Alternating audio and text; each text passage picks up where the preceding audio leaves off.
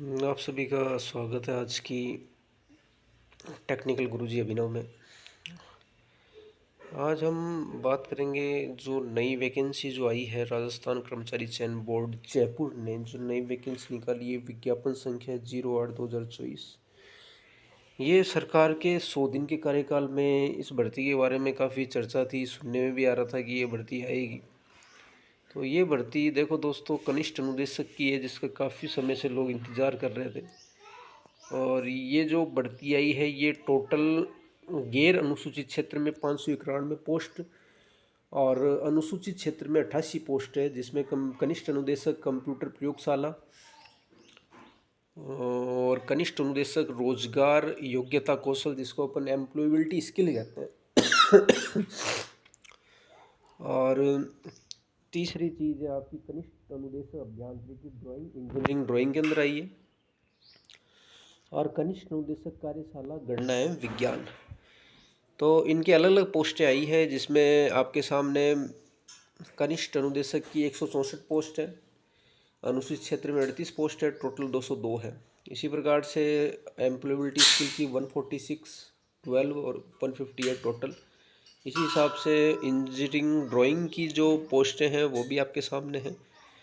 तो कुल 591 पोस्ट गैर अनुसूचित क्षेत्र में और 679 पोस्ट टोटल जो वैकेंसी है ये आपके सामने है कनिष्ठ अनुदेशक की।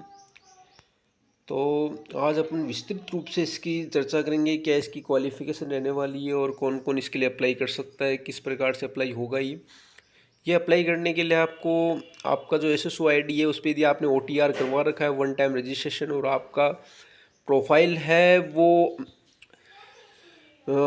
वेरीफाई हो रखा है आपके मूल निवास से या आपके 10वीं की मार्कशीट से, तो आपका OTR हो रखा है, तो आपको फीस जमा कराने की कोई आवश्यकता नहीं है। आधार कार्ड आधारित सत्यापन, तो ये आपको दिखा रखा है OTR जो आपका सत्यापन एक बार हो रखा है SSO ID से, तो आप इस फॉर्म को फिल कर सकते हो। डाटा आपके सारे SSO ID से ऑटोमेटिक उठा लिए जाएंगे। फ़ोटो सिग्नेचर आपके डॉक्यूमेंट जो भी आपने कर रखा है वो आपको इसमें लगाना होगा। तो ये कैटेगरी वाइज क्या क्या पोस्ट है आपकी कंप्यूटर प्रयोगशाला में। सामान्य के लिए 43 पोस्ट है, महिला 12, विधवा 5, परित्याग 1। अनुसूचित जाति जो SC है, शेड्यूल कास्ट है, उनके लिए टोटल 19 पोस्ट है। ST जो अनुसूचित जनजाति है उनके लिए टोटल 14 पोस्ट है। OBC अन्य पिछड़ा वर्ग की 24 पोस्ट है और अति पिछड़ा वर्ग की 6 पोस्ट है। और EWS जो है आर्थिक रूप से कमजोर वर्ग है, उनके लिए टोटल 12 पोस्ट है। इस प्रकार से इन पोस्टों को डिवाइडेड किया गया है। आगे नेक्स्ट अपन देखते हैं कनिष्ठ अनुदेशक एम्प्लॉयबिलिटी स्किल में टोटल 146 पोस्ट है, जिसमें से सामान्य की 38 है, अनुसूचित जाति की 17 है, अनुसूचित जनजाति की 12 है, अन्य पिछड़ा वर्ग की 21 है, अति पिछड़ा वर्ग की 5 है और आर्थिक रूप से कमजोर वर्ग की 10 है। इस प्रकार 146 टोटल पोस्ट है। ये जो कैटेगरी वाइज है उस हिसाब से पोस्टें डिवाइडेड है। इसी प्रकार से अनुसूचित क्षेत्र का अलग है। अभियांत्रिकी ड्राइंग का भी देखो, सामान्य में 22 पोस्ट है, अनुसूचित जाति में 10 पोस्ट है, ST में 7 है, OBC में 12 है, अति पिछड़ा में 3 है और EWS में 6 पोस्ट है। टोटल 82 पोस्ट है। आगे कार्यशाला WCS workshop calculation and science में टोटल 20 पोस्ट है, अनुसूचित क्षेत्र का ही। और गैर अनुसूचित क्षेत्र में अपने 50 पोस्ट सामान्य में, अनुसूचित जाति में 23 पोस्ट, अनुसूचित जनजाति में 17 पोस्ट, OBC में 29 पोस्ट, अति पिछड़ा में 7 पोस्ट और EWS में 15 पोस्ट है। इस प्रकार से ये पोस्टों का डिवाइडेशन किया गया है। आगे अपन इसके और नियम सॉल्यूशन जो भी उसके बारे में आगे अपन चर्चा करते हैं किस प्रकार से है इसके अंदर। इसमें जो खेल कोटा है उसके लिए अलग से ओलंपिक्स है उनको अलग से रिजर्वेशन दिया हुआ है, जिसमें आपके पास किसी भी चीज़ का राष्ट्रीय या अंतर्राष्ट्रीय खेल स्तर पे आपने कुछ किया है तो उसका अलग से है। दिव्यांगजनों के लिए भी अलग से आपको छूट दी गई है। वेतनमान जो है वो L10 है, पे मैट्रिक और 2 साल की परिवीक्षाधीन होगी, प्रोबेशन पीरियड रहेगा। पात्रता देखो इसके अंदर आपकी जो एजुकेशन क्वालिफिकेशन वो ये है कि सेकेंडरी शिक्षा किसी केंद्रीय राज्य बोर्ड से पुरानी स्कीम के अधीन हो, मतलब 12th क्लास 10th क्लास होनी चाहिए आपकी, 10+2 होना चाहिए। तकनीकी जो योग्यता है वो है आपकी किसी भी मान्यता प्राप्त विश्वविद्यालय से बोर्ड से व्यवसाय में स्नातक। इट मीन्स जो आपका कंप्यूटर व्यवसाय उसमें स्नातक होना चाहिए। कंप्यूटर विज्ञान है, प्रौद्योगिकी में स्नातक है, कंप्यूटर एप्लीकेशन में स्नातकोत्तर, कंप्यूटर एप्लीकेशन में स्नातक। तो स्नातकोत्तर का मतलब है एमसीए कर रखा है आपने तो आप इसमें अनिवार्य हो फॉर्म भरने में। लेकिन एक चीज़ और ध्यान रखनी है, इसके अंदर एक अनिवार्य योग्यता और दे रखी है CITS। यदि आपके पास CITS नहीं है तो आप इसमें अप्लाई नहीं कर सकते हो। किसी मान्यता प्राप्त विश्वविद्यालय से कंप्यूटर विज्ञान में 3 वर्ष का डिप्लोमा, DGT का एडवांस डिप्लोमा कोर्स भी हो सकता है, जो ATI पहले चलता था अब नहीं चलता है। कंप्यूटर ऑपरेटर से, प्रोग्रामिंग ट्रेड से जो राष्ट्रीय शिक्षुता प्रमाण पत्र है, जो ITI का जो ट्रेड सर्टिफिकेट है वो। और अनिवार्य योग्यता ये है कि आपका जो कंप्यूटर सॉफ्टवेयर एप्लीकेशन है CSA, जो कोपा जिसकी ट्रेड होती है ITI की, वो कंप्यूटर सॉफ्टवेयर एप्लीकेशन से CITS करता है CSA ट्रेड से। देखो ये आपके सामने है। यदि ये आपके पास ये अनिवार्य योग्यता यदि ये आपके पास होगी तभी आप इसके अंदर अप्लाई कर सकते हो, नहीं अन्यथा नहीं कर सकते। अनुभव है, यदि आपने ग्रेजुएशन कर रखा है तो आपको 2 वर्ष का अनुभव चाहिए। यदि आपने MCA कर रखा है, पोस्ट ग्रेजुएट हो तो आपको 1 वर्ष का अनुभव चाहिए, 1 वर्ष का। और यदि आपने केवल ITI कर रखी है और CITS हो तो आपको CITS के बाद 3 वर्ष का अनुभव चाहिए। इस प्रकार से इसमें एक्सपीरियंस को काउंट किया गया है। फिर एक बार फिर से बता देता हूँ मैं, यदि आपने स्नातकोत्तर आपके पास डिग्री है तो आपको केवल 1 वर्ष का अनुभव चाहिए। यदि आप ग्रेजुएट हो तो आपको 3 वर्ष का अनुभव चाहिए, और यदि ग्रेजुएट हो तो 2 वर्ष का चाहिए, और ITI कर रखी तो 3 वर्ष का चाहिए। आगे इसी प्रकार से अपन देखते हैं इसमें एम्प्लॉयबिलिटी स्किल के लिए किस प्रकार से योग्यता निर्धारित कर रखी है। तो इसमें भारत में विधि द्वारा स्थापित विश्वविद्यालय में आपको MBA का जो व्यापार प्रबंधन है, बिजनेस मैनेजमेंट में स्नातकोत्तर कर रखा है, या फिर BBA कर रखा है, बैचलर इन बिजनेस एडमिनिस्ट्रेटर, व्यापार प्रबंधक में BBA का कोर्स कर रखा है, या फिर भारत में विधि द्वारा स्थापित विश्वविद्यालय अनुदान आयोग से मान्यता प्राप्त विश्वविद्यालय से किसी भी शाखा में स्नातक, या आपने BA, BSc, BCom, BCA कुछ भी कर रखा है, आपके पास स्नातक डिग्री होनी चाहिए। किसी भी शाखा में डिप्लोमा होना चाहिए। 12वीं डिप्लोमा स्तर पर उसमें अंग्रेजी सह सूचना कौशल और बेसिक कंप्यूटर का अध्ययन किया हो। और DGT संस्थानों से रोजगार कौशल में लघु अवधि के TOT course, trainee of trainers, यदि जिसके बाद TOT का कोर्स है वही अप्लाई कर सकता है। इसकी अनिवार्य योग्यता इसमें ध्यान रखने योग्य बात है, यदि आपके पास डिग्री डिप्लोमा है तो आपके पास TOT कोर्स भी होना चाहिए। यदि TOT नहीं है तो आप इसे फॉर्म नहीं लगा सकते। अनुभव वही सेम अनुभव है। यदि MBA कर रखा है तो 2 वर्ष का अनुभव चाहिए, नहीं MBA कर रखा है तो 1 वर्ष का अनुभव चाहिए, BBA कर रखा है 2 वर्ष का अनुभव चाहिए, और यदि ग्रेजुएट हो किसी भी शाखा से, विश्वविद्यालय से आपने स्नातक कर रखा है तो 2 वर्ष का अनुभव चाहिए, डिप्लोमा है तब भी 2 वर्ष का अनुभव चाहिए, और साथ में TOT कोर्स अनिवार्य योग्यता है इसकी। आगे अपन इंजीनियरिंग ड्राइंग की पोस्ट में चलते हैं। इसके अंदर किसी भी मान्यता प्राप्त बोर्ड या स्कीम से वैकल्पिक विषय, तो इसमें भौतिक शास्त्र, रसायन शास्त्र और गणित के साथ सेकेंडरी कर रखा हो 10+2 स्कीम में। तकनीकी योग्यता में यह है कि उसको इस भारतीय विधि द्वारा स्थापित अखिल भारतीय तकनीकी शिक्षा परिषद विश्वविद्यालय अनुदान आयोग द्वारा मान्यता प्राप्त विश्वविद्यालय से व्यवसाय में स्नातक अभियांत्रिकी। तो दो स्नातक है वो किस पर्टिकुलर में होगा वो उसमें बता रखा है। आगे इसने कह रखा है कि किसी भी संस्थान अभियांत्रिकी प्रौद्योगिकी किसी भी शाखा से 3 वर्ष का डिप्लोमा, भारत में विधि द्वारा स्थापित विश्वविद्यालय अनुदान आयोग द्वारा मान्यता प्राप्त विश्वविद्यालय द्वारा प्रदान किया गया अभियांत्रिकी प्रौद्योगिकी में 3 वर्ष का डिप्लोमा, और DGT से सुसंगत एडवांस डिप्लोमा। यदि आपने ATI कर रखा है, एडवांस ATI कोर्स चलता था पहले NSTI के अंदर, एडवांस डिप्लोमा कोर्स, यदि वो कर रखा है तो आपको आप इसमें एलिजिबल हो फॉर्म अप्लाई करने के लिए। और अनिवार्य योग्यता ये इसने कह रखी है कि आपके पास CITS होना चाहिए, जो रोडा ट्रेड है, RODA, नक्शा, नवीस, यांत्रिकी, सिविल या DGT के अधीन उसे किसी प्रकार का राष्ट्रीय शिल्प अनुदेशन प्रमाण पत्र होना चाहिए। मतलब आपके पास CITS का कोर्स होना चाहिए इंजीनियरिंग ड्राइंग के अंदर फॉर्म अप्लाई करने के लिए। नेक्स्ट अनुभव में इसमें वही चीज़ है कि यदि आप पोस्ट ग्रेजुएट हो तो 1 वर्ष का अनुभव, यदि ग्रेजुएट हो 2 वर्ष का अनुभव, ATI है तब 2 वर्ष का अनुभव, और केवल ITI और CITS है तो मिनिमम 3 वर्ष का अनुभव चाहिए।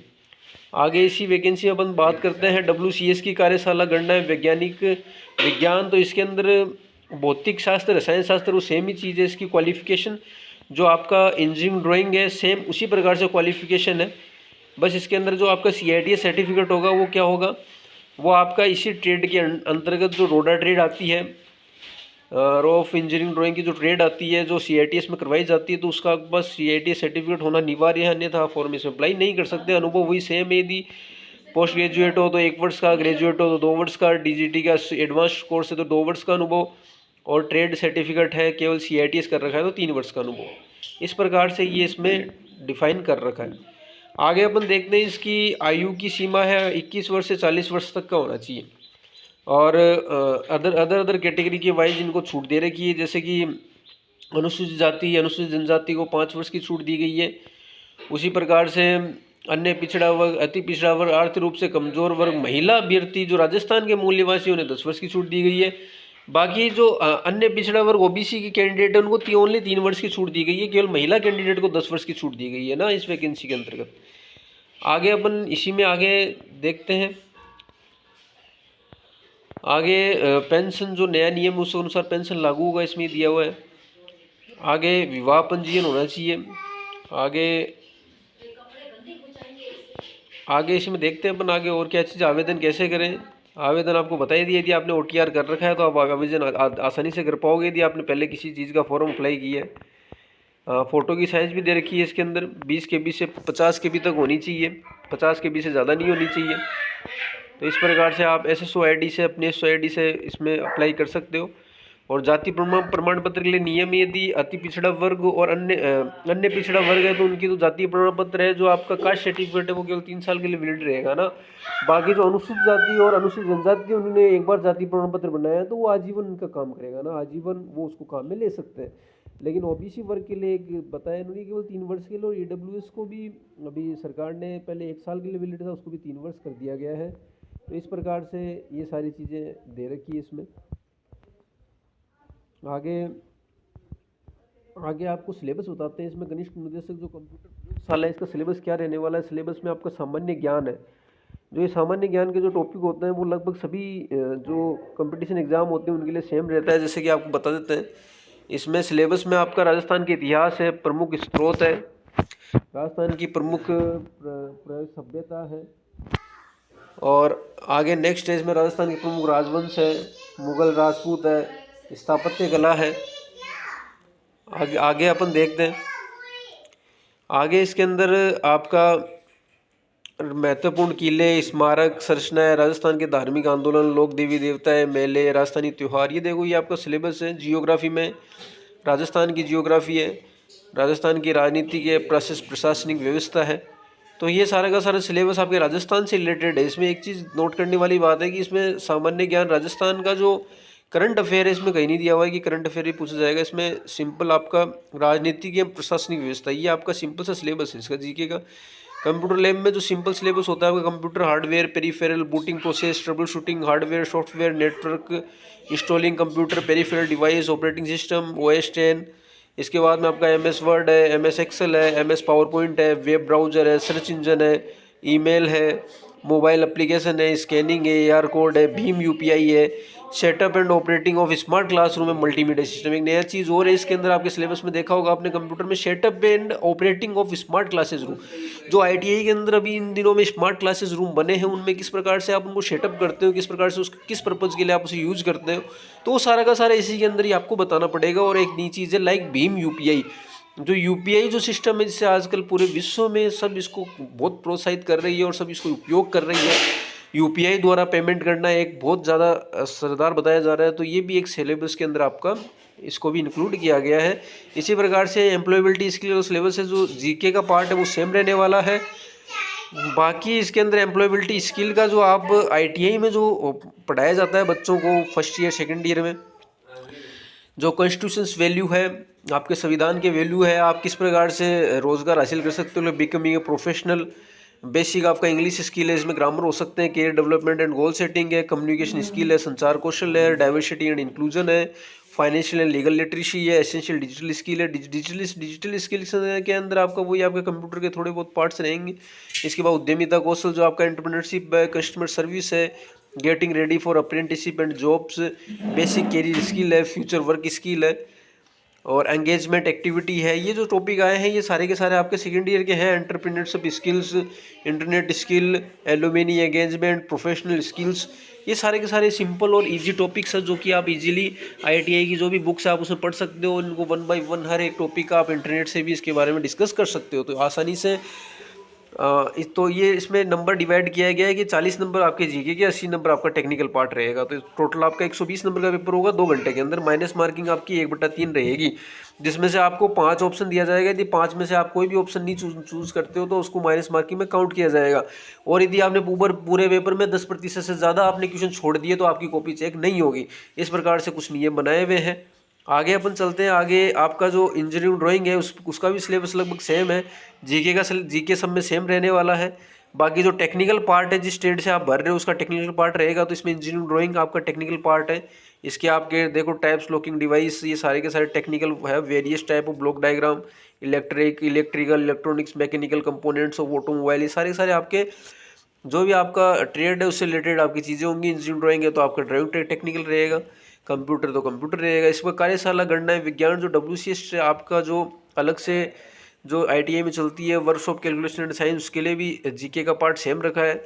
बाकी आपका टेक्निकल पार्ट WCS का रखा है, system, unit, conversion, factor, SCF, LCM, जो भी आपका मैथ के टॉपिक्स हैं वो रखे गए हैं। Gravity, fractional force, heat, temperature, pressure, transmission of heat, friction, जो फ्रिक्शन घर्षण होता है आपका, सरफेस एरिया, रेक्टेंगल, सर्कल, वृत्त, गोला, आयत, वो सारे उनके आयतन निकालना, उनका सरफेस निकालना, उनके परिधि निकालना, उनका क्षेत्रफल निकालना। इस प्रकार से आपका सिलेबस रहने वाला है ना। आगे इसमें वही नियम दे रखा है कि 1/3 अंक काटा जाएगा, और यदि आपने 10% से भी ज़्यादा क्वेश्चन छोड़ दिए तो आपको पेपर चेक नहीं होगा। और 5 गोले दिए जाएंगे आपको, ABCDE। यदि आपको किसी क्वेश्चन का उत्तर नहीं आता है तो आपको E गोला अंकित करना है। बाकी यदि कोई क्वेश्चन गलत करते हो तो उसका 1/3 अंक आपका काट लिया जाएगा। इस प्रकार से ये पूरी की पूरी विस्तृत वैकेंसी है। और यदि इस वैकेंसी के बारे में आपको और कुछ कहना है, आपकी और कुछ राय है, तो आप कमेंट बॉक्स में ज़रूर लिखिए। धन्यवाद।